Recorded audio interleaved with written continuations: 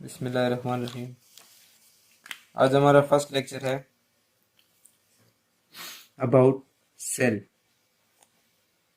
ये टॉपिक हमारा बायोकेमिस्ट्री में भी इंक्लूड है और फिजियोलॉजी में भी इंक्लूड है। बायोकेमिस्ट्री में इसका मॉलिक्यूलर बेसिस इंक्लूड है, जबकि फिजियोलॉजी में इसका फंक्शन इंक्लूड है। और एनाटॉमी में यानी कि माइक्रो एनाटॉमी में जो जिसे हम हिस्टोलॉजी कहते हैं, उसमें इसका स्ट्रक्चरल पोर्शन इंक्लूड है। मैं यहाँ साथ में इंक्लूड कर देता हूँ कि biochemistry and physiology.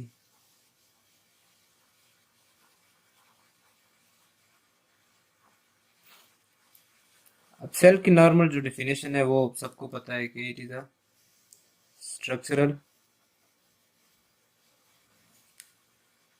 As well as functional unit.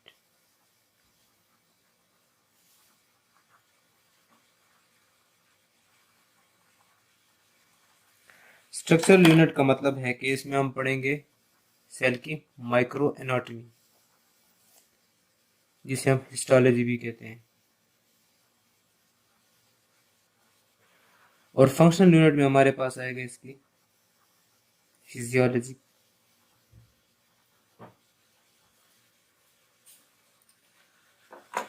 तो अगर हम सेल को डिवाइड करें तो हमारे पास तीन मेन पोर्शंस आते हैं। Number one is the outermost portion, cell membrane. अब हम जो पढ़ रहे हैं तो वो एनिमल सेल है, तो हमारे पास outer most membrane cell membrane है, ना कि सेल वॉल। तो सबसे पहले हम सेल मेम्ब्रेन की बायोकेमिस्ट्री स्टडी करेंगे। सेल मेम्ब्रेन की बायोकेमिस्ट्री में इंक्लूड है कि इसके अंदर होते हैं हमारे पास प्रोटीन्स, इसके अंदर हमारे पास होते हैं carbohydrates and fats means lipids. also cholesterol minute amount में मौजूद होता है। कंसंट्रेशन देखी जाए तो हमारे पास प्रोटीन होते हैं 55%, कार्बोहाइड्रेट्स 5%, लिपिड्स 45%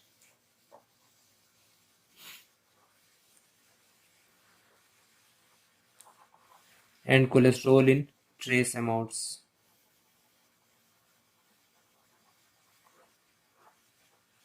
जो सेल मेम्ब्रेन है इसकी जितनी भी हमारे पास फिजियोलॉजी है वो ज़्यादातर है इसकी लिपिड पोर्शन की वजह से। प्रोटीन जो इसका पोर्शन है वो आउटर मोस्ट, यानी कि अगर कोई सिग्नल आ रहा है हमारे पास ट्रांस मेम्ब्रेन प्रोटीन है, कैरियर है, तो उनमें इसका फंक्शन यूज होता है। जबकि कोलेस्ट्रॉल जो है वो इसकी इंटीग्रिटी के लिए इम्पोर्टेंट है, यानी कि इसके स्ट्रक्चर के लिए इम्पोर्टेंट है। अगर कोलेस्ट्रॉल का लेवल कम होगा तो इसकी इंटीग्रिटी कम होगी, जिसकी वजह से सेल मेम्ब्रेन लाइसिस में चला जाएगा, वो सेल जो होगा हमारे पास श्रिंक कर जाएगा।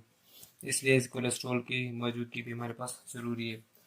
अब हम पढ़ते हैं कि इसके स्ट्रक्चर कैसा है, यानी कि माइक्रो एनाटॉमी कैसी है। तो इसके हमारे पास दो पोर्शन होते हैं, एक हेड एक टेल, और एक बाइलिपिड होते हैं, यानी कि दोनों तरफ मौजूद होते हैं।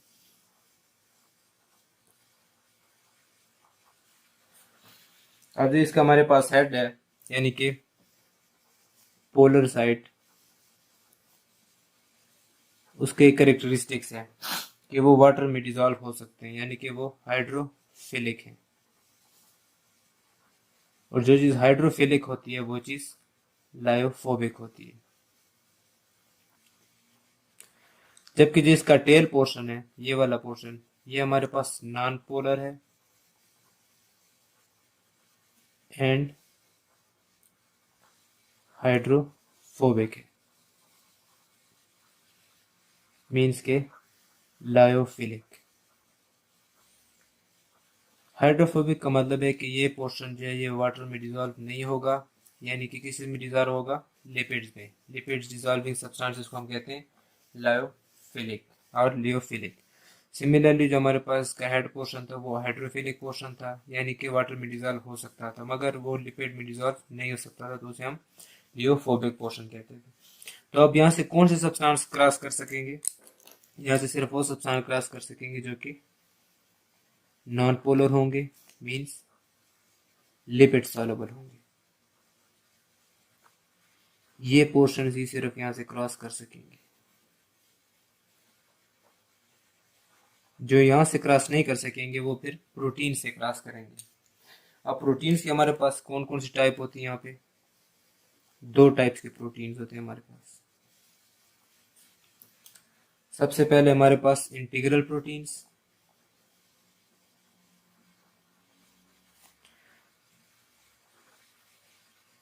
फिर हमारे पास आते हैं पेरिफेरल प्रोटीन्स। जो इंटीग्रल प्रोटीन्स हमारे पास वो फंक्शन परफॉर्म करते हैं ट्रांस मेम्ब्रेन प्रोटीन्स का। ट्रांस मीन्स थ्रू आउट, यानी कि मेम्ब्रेन के थ्रू आउट गुजरे होते हैं, जबकि पेरिफेरल प्रोटीन्स जो होते हैं वो सिर्फ और सिर्फ एक सर्टन पॉइंट पे मौजूद होते हैं, तो ये पेरिफेरल मेम्ब्रेन प्रोटीन्स कहलाते हैं। अब इनके फंक्शन होते हैं हमारे पास, जो ट्रांस मेम्ब्रेन है ये हमारे पास सेल जंक्शन में भी मदद देते हैं, यानी कि दो सेल्स को आपस में कंबाइन करने में मदद देते हैं। इसके अलावा हमारे पास चैनल प्रोटीन्स बनाते हैं जिसे हम पंप्स भी कहते हैं, जो आगे एक्टिव ट्रांसपोर्ट में हम दोबारा स्टडी करेंगे। साथ ही हमारे पास चैनल गेट्स बनाते हैं जो हम पैसिव ट्रांसपोर्ट, डिफ्यूजन, ऑस्मोसिस में स्टडी करते हैं। और इसके अलावा कुछ सेल के ऊपर ये एज एंटीजन भी प्रेजेंट होते हैं, जैसे कि आरबीसी के ऊपर हमारे पास गैलेक्टोज के फॉर्म में, वहाँ पर ग्लाइकोलिपिड के फॉर्म में वहाँ पर कंबाइन होंगे और एंटीजन प्रेजेंटिंग सेल का काम करेंगे, या तो वो ए बी ओ या फिर आर एच फैक्टर वगैरह में एक्सपोज करेंगे। इसी के साथ साथ कहीं पे हमारे पास ये एज हार्मोन रिसेप्टर भी काम करते हैं, यानी कि हार्मोन यहाँ पे बाइंड करके सेल के अंदर सिग्नल सेंड करता है। जो पेरिफेरल प्रोटीन्स है हमारे पास वो सेल का स्केलेटल बनाते हैं, यानी माइक्रोफिलामेंट्स, माइक्रोट्यूब्यूल्स वगैरह, एक्टिन, मायोसिन वगैरह। और एक किस्म के होते हैं ट्रांसपोर्ट प्रोटीन्स, जो कि सेल के न्यूट्रिएंट्स, सेल का एक्स्ट्रा मटेरियल, सेल का वेस्ट जो भी है वो उसकी ट्रांसपोर्ट में हमारे पास मदद करते हैं। साथ में होते हैं कुछ एंजाइम्स, ये एंजाइम्स हम आगे स्टडी करेंगे, ये ऑर्गेनेलिज में भी आगे यूज होते हैं। ये हमारे पास पोर्शन था सेल मेम्ब्रेन का। और जो कार्बोहाइड्रेट्स का पोर्शन है वो ग्लाइकोकैलिक्स बनाता है। ये जो कार्बोहाइड्रेट का पोर्शन है ये हमारे पास बनाता है ग्लाइकोकैलिक्स। ये हमारे पास दो सेल को आपस में एडहेसिव एडेशन कराता है, दो सेल्स की आपस में, सेल मेम्ब्रेन्स के आपस में एडेशन कराने में मदद देते हैं, तो ये ग्लाइकोकैलिक्स का रोल है। अब सेकंड पार्ट जो हमारे पास इंपॉर्टेंट है सेल का वो है साइटोप्लाज्म। साइटोप्लाज्म के दो पोर्शन होते हैं हमारे पास, एक वो पोर्शन जो सेल मेम्ब्रेन के नजदीक है जिसको हम कहते हैं एक्टोप्लाज्म, यानी कि ये पोर्शन हमारे पास सेल मेम्ब्रेन के नजदीक होता है। और एक होता है हमारे पास एंडोप्लाज्म जो कि न्यूक्लियर मेम्ब्रेन से लेकर एक्टोप्लाज्म तक का एरिया कवर करता है। जो एक्टोप्लाज्म है उसमें कोई हमारे पास ऑर्गेनेली वगैरह नहीं होते, तो उसका ज्यादातर फंक्शन किस चीज में होता है हमारे पास, प्रोटेक्शन में। यानी इसीलिए वजह से इसके जो स्ट्रक्चर फॉर्म होगा वो हमारे पास जेल टाइप होगा, कुशन टाइप होगा, ये हमें सपोर्ट प्रोवाइड करेगा। जबकि एंडोप्लाज्म में क्या वो होगा, सोल्यूशन फॉर्म में, और सोल्यूशन फॉर्म में उसमें हमारे पास वाटर होगा 80% और बाकी हमारे पास ऑर्गेनेलीज होंगी जो हम आगे डिटेल में पढ़ेंगे। इसमें हमारे पास 80% तक वाटर मौजूद होगा, ये इसका डिजॉल्व स्टेट है। और जो ऊपर है हमारे पास वो सिर्फ और सिर्फ जेल टाइप है, वो सिर्फ हमारे पास कुशन का काम प्रोवाइड करेगा। अब हम इनकी स्टडी करते हैं ऑर्गेनेलीज।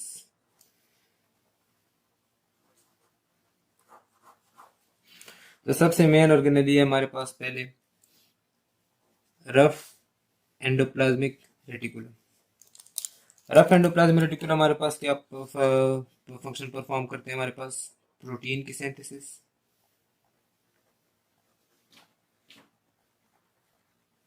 इसके अलावा हमारे पास ट्रांसपोर्ट में मदद देते हैं कि जो न्यूक्लियस से सामान आ रहा है वो साइटोप्लाज्म में आ रहा है और साइटोप्लाज्म से न्यूक्लियस में जा रहा है। तो ये सारे फंक्शन है हमारे पास रफ एंडोप्लाज्मिक रेटिकुलम।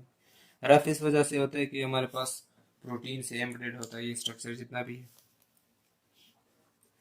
इसी के साथ कंटिन्यूअस एक और स्ट्रक्चर होता है जिसको हम कहते हैं smooth endoplasmic reticulum.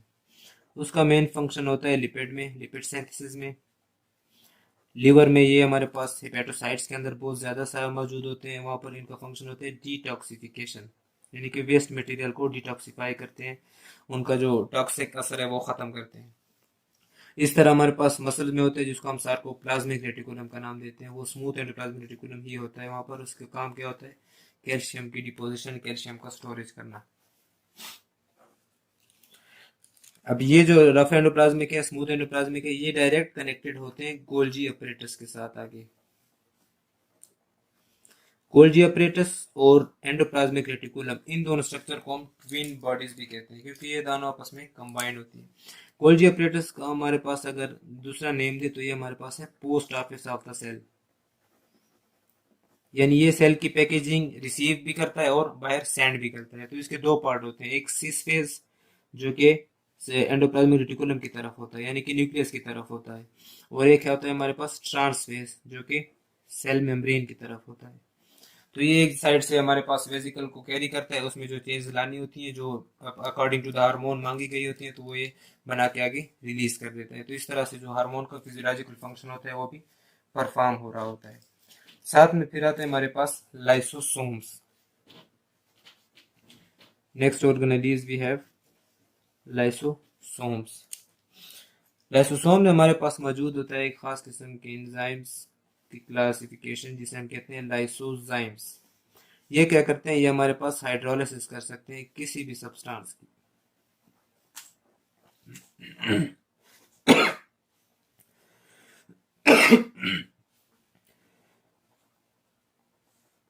Main substances जो हैं फैगोसाइटोसिस और हाइड्रोक्सिलेज एंजाइम होता है हमारे पास जो कि हाइड्रोलिसिस कराते हैं। इसका मेन फंक्शन हम एपोप्टोसिस और नेक्रोसिस में दोबारा भी एक दफ़ा रिपीट करेंगे। फिर आते हैं हमारे पास पेरोक्सिसोम। इनका मेन फंक्शन क्या होता है, ये H2O2 यानी कि हाइड्रोजन पेरोक्साइड को तोड़ देते हैं, ऑक्सीजन हमें सप्लाई करते हैं एक तरह से।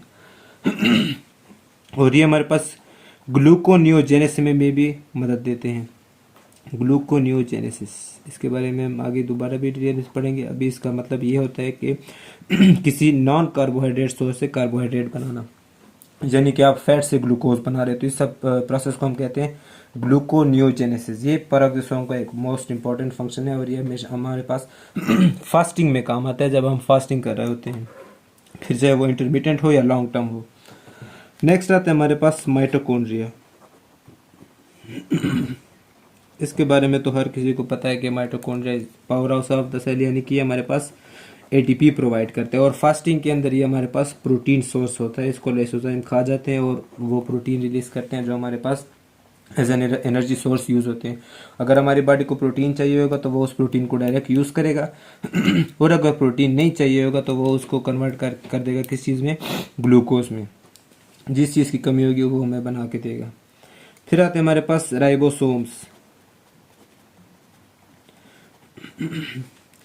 ये छोटे छोटे पार्टिकल्स टाइप होते हैं बॉडीज, इनका फंक्शन भी हमारे पास क्या होता है, प्रोटीन की सिंथेसिस करना, यानी कि जीन के कोड से प्रोटीन सिंथेसिस करना कि कौन सा प्रोटीन बनाना है और कौन सा प्रोटीन नहीं बनाना। लास्ट हमारे पास आती है साइटोस्केलेटन। नेम से जाहिर है, cyto mean cell and skeleton mean structure. So ये हमारे पास सेल का स्ट्रक्चर बनाते हैं। इनके अंदर माइक्रोट्यूब्यूल्स, इंटरमीडिएट फिलामेंट्स वगैरह आते हैं जैसे कि मायोसिन, एक्टिन। तो ये हमारे पास सारे क्या कहलाते हैं, साइटोस्केलेटन, जो हमारे पास साइक्लोसिस का फंक्शन भी परफॉर्म करते हैं यानी कि spinning movement of the cell. इन सब के अलावा ऑर्गेनेलिस के अलावा साइटोप्लाज्म में एक और चीज़ होती है जिसे हम कहते हैं इंक्लूवन बॉडीज।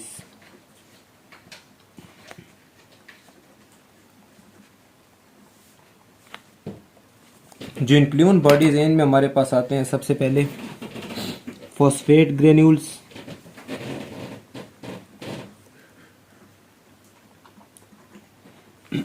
ग्लाइकोजन ग्रेन्यूल्स, वो वैक्यूल्स या वेजिकल जिनके अंदर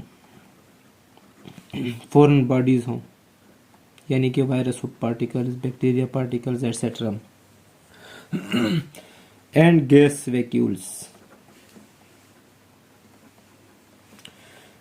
इंक्लून बॉडीज का मेन फंक्शन होता है हमारे पास रिजर्व एनर्जी प्रोवाइड करना और सेल का ऑनकोटिक प्रेशर मेंटेन करना।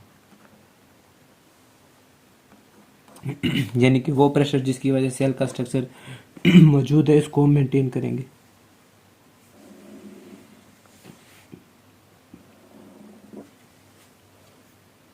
जो लास्ट पार्ट है हमारे पास सेल का वो है न्यूक्लियस। न्यूक्लियस हमारे पास कवरिंग होती है जिसको हम कहते हैं न्यूक्लियर मेम्ब्रेन, और ये मेम्ब्रेन एंडोप्लाज्मिक रेटिकुलम के साथ डायरेक्ट कनेक्टेड होती है। और जो ट्रांसपोर्ट होती है हमारे पास वो न्यूक्लियर पोर्स के जरिए होती है।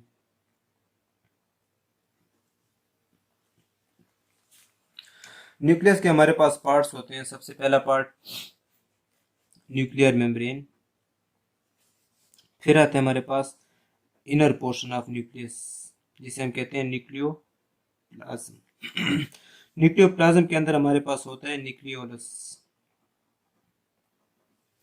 और न्यूक्लियोलस के पास हमारे पास क्या चीज़ उसके पास मौजूद होती है, क्रोमेटिन नेटवर्क, यानी हमारा हेरिडिटी इंफॉर्मेशन जितना भी है। न्यूक्लियर मेम्ब्रेन हमारे पास पोरस होता है, ये डबल मेम्ब्रेन स्ट्रक्चर है, और इसके अंदर क्या चीज़ हेल्प मदद देता है हमारे पास एक्सचेंज में। जितने भी ट्रांसपोर्ट हैं या न्यूट्रिएंट्स हैं जो कि साइटोप्लाज्म से आएंगे तो न्यूक्लियर पोर्स के जरिए हमारे पास न्यूक्लियस के अंदर एंटर होंगे। इसी तरह कोई भी चीज़ अगर न्यूक्लियस में बनेगी बाहर जाएगी तो वो भी न्यूक्लियर पोर्स के जरिए जाएगी। न्यूक्लियोप्लाज्म जो हमारे पास वो पोर्शन है जो कि न्यूक्लियस के अंदर का हिस्सा है जिसमें हमारे पास तीन चीज़ें मेन इंपॉर्टेंट होती हैं। Number 1 nuclear enzyme, number 2 nucleotides, and number 3 hyaloplasm. It is the dense portion of the nucleoplasm, also known as hyaloplasm. Nucleolus में हमारे पास दो चीज़ों से बना होता है सेम स्ट्रक्चर, जैसे कि जिन चीज़ों से राइबोसोम बना होता है हमारे पास। किस चीज़ से बनते हैं हमारे पास, आरएनए से और प्रोटीन से। यानी कि राइबोसोम भी हमारे पास यहाँ पे मौजूद होंगे, और राइबोसोम की सिंथेसिस या राइबोसोम की जो सब यूनिट है उनको बनाने में कौन हेल्प करेगा, न्यूक्लियोलस। फिर वो जो राइबोसोम की जो सब यूनिट्स बनेंगे वो जब मैग्नीशियम के साथ कंबाइन करेंगे तो एक पूरा राइबोसोम बन जाएगा। अगर मैग्नीशियम नहीं होगा तो वो सिर्फ सब यूनिट्स छूटे हुए होंगे।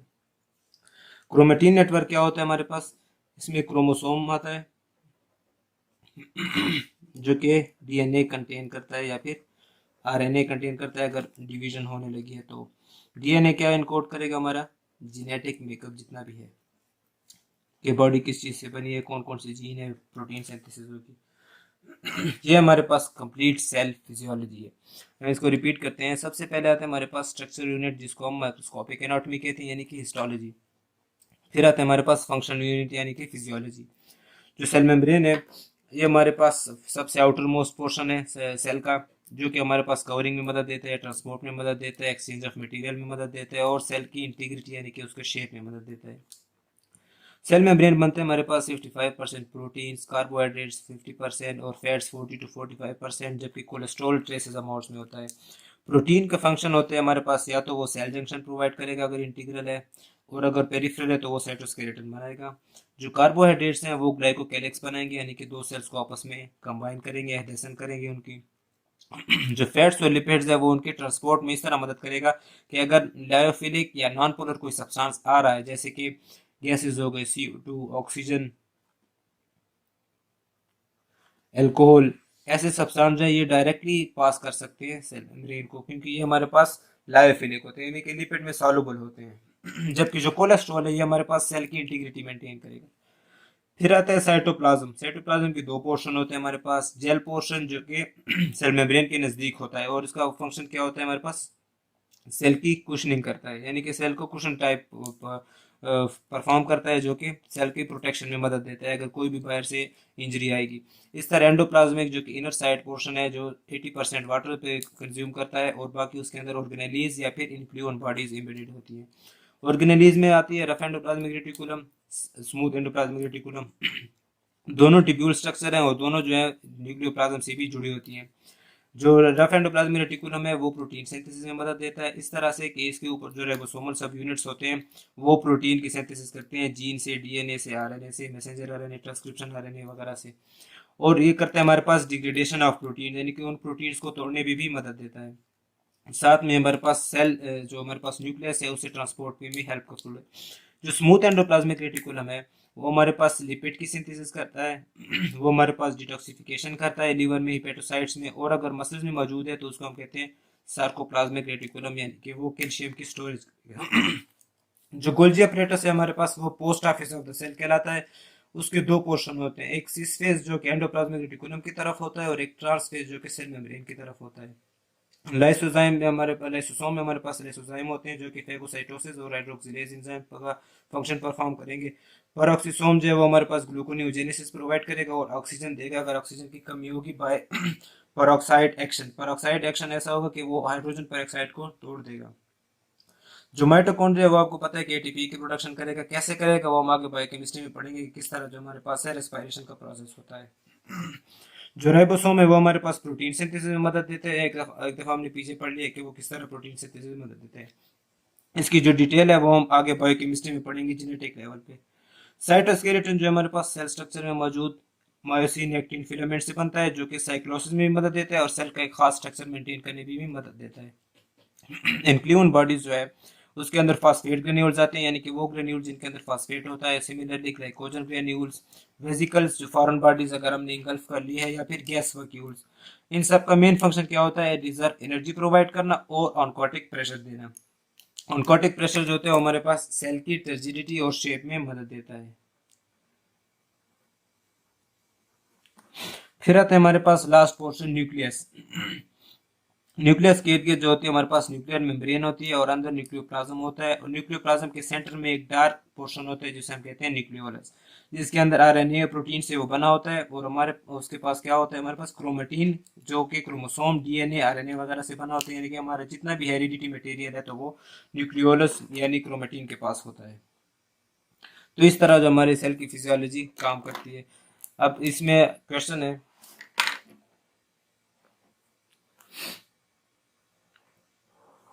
कि अगर हमारे पास इंक्लून बॉडीज की तादाद ज्यादा हो जाएगी